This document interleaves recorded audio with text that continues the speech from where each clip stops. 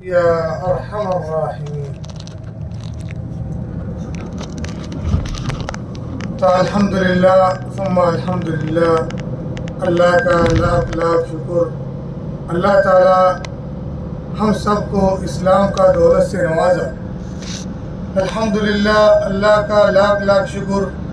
اللہ تعالی آج ہم سب کو فجر کی نماز کے بعد ایسے ایک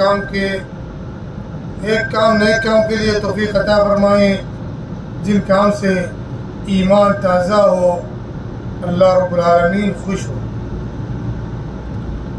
نبی کریم صلی اللہ علیہ وسلم نے فرمائے تھے کہ ایسے ایک زمانہ آئیں گے، اگر اس زمانے میں ہمارے امتوں سے کوئی نیک کام کے لیے نکلے ہو تو اللہ سبحانہ وتعالی ان کو شہید کی درجہ نصیب فرمائیں گے۔ تو یہ وقت جو ہے وہ وقت ہے فتنہ کا وقت۔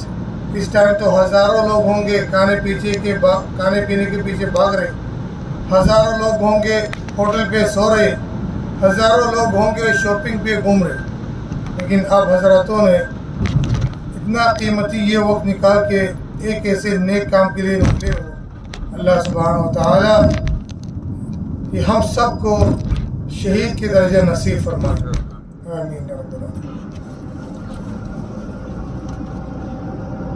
تو الحمدللہ ہم جس کام کے لیے نکلے ہوں اللہ سبحانہ وتعالی توفیق عطا فرمائے۔ تو زیارت مکہ میں غار ثور، غار حراء، جبل رحمت، عرفات کا میدان، مزدلفہ کا میدان، وادی مینا، مسجد نمرہ، مسجد مشعر الحرام، مسجد خیف، مسجد بیعۃ العقبہ، مسجد الراجحی، مسجد الشیخ بن باز، مسجد اجابہ، مسجد رایا، مسجد شجرہ، مسجد جن، وادی محصر، حضرت اسماعیل علیہ السلام کا قربان گاہ، جمرات، جنت المعلیٰ، نہر زبیدہ، یہ سب شامل ہیں انشاءاللہ باذن اللہ۔ تو انشاءاللہ ہم زیارت شروع کریں گے غار ثور سے۔ تو غار ثور کی حالت جو قرآن پہ، حدیثوں میں، تاریخی کتابوں میں پیش آئی ان سے کچھ بیان کریں گے۔ اللہ سبحانہ وتعالی توفیق عطا فرمائے۔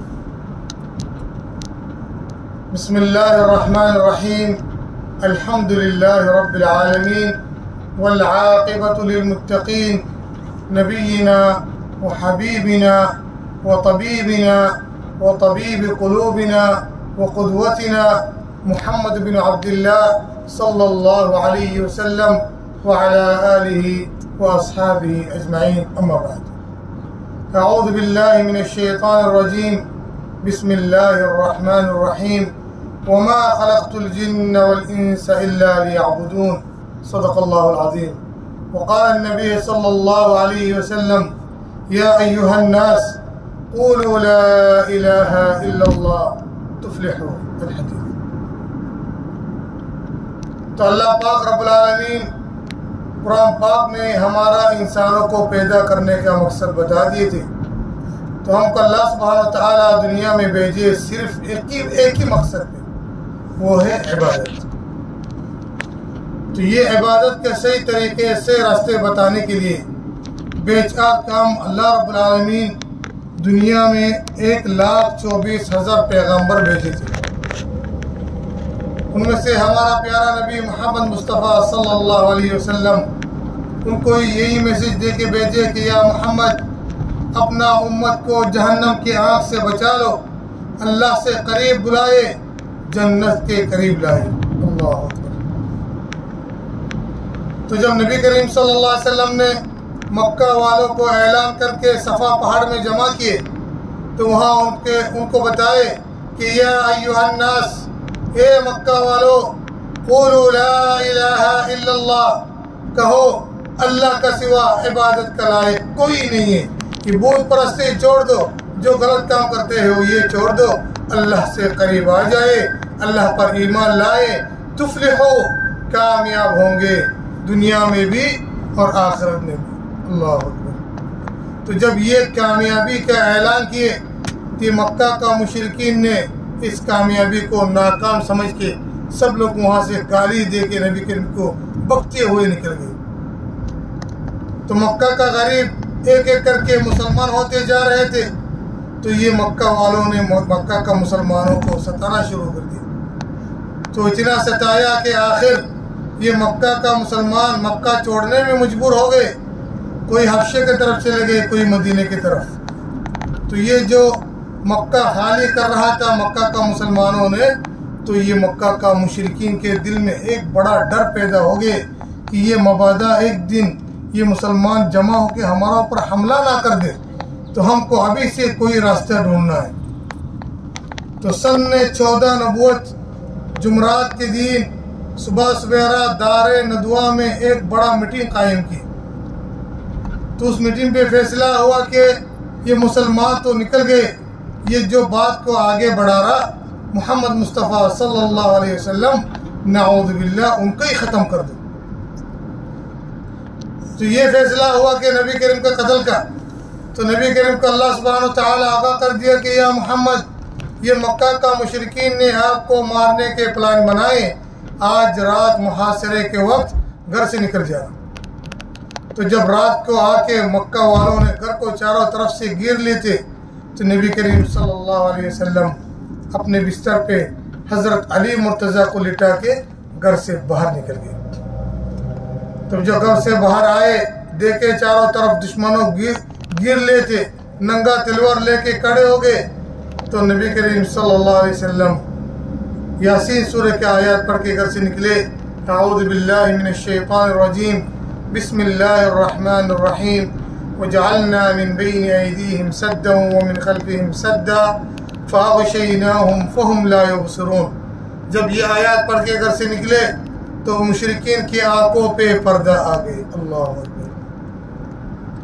تو سامنے سے گزر گئے نبی کریم صلی اللہ علیہ وسلم، کسی نے نہیں دیکھا، تو سیدھا صدیق اکبر کے گھر پہ تشریف لائے، تو وہاں سے حضرت ابو بکر رضی اللہ عنہ ان کو لے کے ان کے ساتھ اس پہاڑ مبارک میں تشریف لائے تھے، جس پہاڑ میں ہم ابھی جا رہا ہوں۔ اس پہاڑ کا نام ہے جبل سور، السور ماؤنٹین۔ تو غار کے اوپر یہ پہاڑ کے اوپر ایک غار ہے، اس غار کا نام ہے السور کیف، غار سور۔ تو نبی کریم صلی اللہ علیہ وسلم جب حضرت ابو بکر کے ساتھ بالکل پہاڑ کے ٹاپ میں پہنچے، تو یہ حضرت ابو بکر کو یہ کیف نظر آئے، غار نظر آئے، تو نبی کریم کو غار کے باہر رکھ کے حضرت ابو بکر نے اندر جا کے چاروں طرف سے صفائی کی۔ تو جتنا سوراخوں تھے غار کے اندر، سب سوراخوں کو بند کر دیے تھے، اپنے کپڑا ٹکڑا کر کے۔ اس کے بعد نبی کریم صلی اللہ علیہ وسلم کو جب اندر لے جا کے سینے میں لٹائے، تو وہاں پہ ایک سوراخ باقی رہ گئے، تو حضرت ابو بکر نے اس سوراخ کو پاؤں رکھ کے ایڈی رکھ کے وہ بھی بند کر دیے تھے۔ تو نبی کریم صلی اللہ علیہ وسلم آرام فرما رہے تھے، تو حضرت ابو بکر رضی اللہ عنہ ان کی آنکھوں سے بے اختیار آنسو جاری ہوئے، وہ رو رہے تھے۔ اللہ اکبر۔ تو جب ان کے آنسو نبی کریم صلی اللہ علیہ وسلم کا سر مبارک میں گرے، تو نبی کریم صلی اللہ علیہ وسلم نے دیکھے حضرت ابو بکر رو رہے، تو ان سے پوچھا یا ابو بکر آپ کیوں رو رہے ہو، کیا پریشانی ہے آپ کا؟ حضرت ابو بکر رو رہے تھے ایسے جیسے کہ ایک چھوٹے بچے دودھ کے لیے روتے ہیں۔ اللہ اکبر۔ تو جب ان سے پوچھا، انہوں نے کہا کہ یا رسول اللہ، ہم کو بچو یا تو سانپ نے کسی نے ڈسارا ہوں گے، وہ درد کی وجہ سے ہم رو رہا ہوں، درد برداشت نہیں ہو رہا۔ اللہ اکبر۔ تو نبی کریم نے کہا کہ فوراً یہ ابو بکر پاؤں ہٹا لو وہاں سے۔ تو جب یہ پاؤں ہٹایا، لو لعنت ہو گئے تھے، خون بسا رہے تھے، تو نبی کریم صلی اللہ علیہ وسلم نے اپنے لو مبارک دے کے جب مالش کر دیے، تو یہ خون بھی رک گئے اور درد بھی ختم ہو گئے۔ اللہ اکبر۔ تو وہاں سے یہ بڑا سانپ، اس سوراخ سے ایک بڑا سانپ یہ سر باہر نکل کے سلام پیش کی تھی نبی کریم صلی اللہ علیہ وسلم کو۔ تو یہ ہے وہ مبارک پہاڑ جو ہمارے سامنے جبل سور۔